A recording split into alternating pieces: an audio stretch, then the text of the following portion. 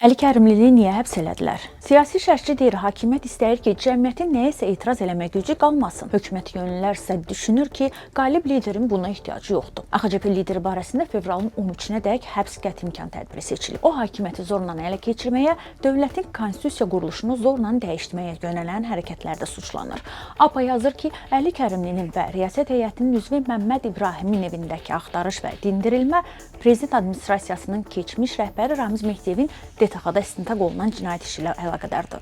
Əli Kərimin həbsindən əvvəlki çıxışlarında Ramiz Mehdiyevlə hər hansı bir formada əlaqədə olması iddiasını təkzib edib. Siyasi elmlər üzrə doktorant Cavid Əsədov deyir ki, 2-ci Qarabağ müharibəsindən sonra prezident aparatında Azərbaycanın gələcəyinin necə olacağı ssenarisi yazılıb. Bildirir ki, indi biz bu tamaşanın hissələrini görürük. Şərhçi baş verənlərdə iki səbəb görür. Yaranacaq sosial-iqtisadi problemlər zamanı etirazlar almaq, gələcəkdə mümkün hakimiyyət dəyişikliyi zamanı cəmiyyətdə heç bir reaksiyanın olmamasına hesablanır.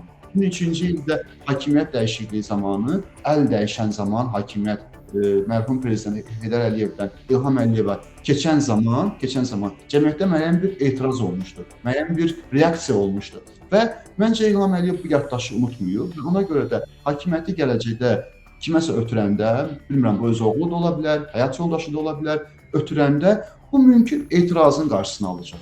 Parlamentdə İnsan Haqları Komitəsinin sədri Zahid Oruç bu tipli açıqlamaları əsassız hesab edib heç bir siyasi məntiqə söykənmədiyini deyir. Prezident kifayət qədər güclü iradəyə, nüfuza, dünya çapında o qlobal liderlik imkanlarına və tək qalib ölkənin, millətin rəhbəri statusuna malikdir. Nə zaman Azərbaycanın və ya Amerikanın tarixində o ölkənin rəhbəri özünün sosial media platformalarında 6 dəfə Azərbaycanın birinci şəxsinə özünün simpatiyasını, heyranlığını ifadə edib, 15-16 dəfə də çıxışında müharibənin durdurulmasındakı rolundan bəhs edib. Belə şəraitdə daxildə yalnız özünü 14-cü, 15-ci əsr qaydasında aparan, yaxud da ki, Pugaçov dövrünün silahları ilə süni intellekt əsrinə daxil olmağa çalışan qüvvələr mənə elə gəlir ki, qarşılarında bir gün müstəntiqləri görəndə təəccüblənməməlidirlər. AXCP sədri Əli Kərimli noyabrın 29-da saxlanıb, evində axtarış aparılıb.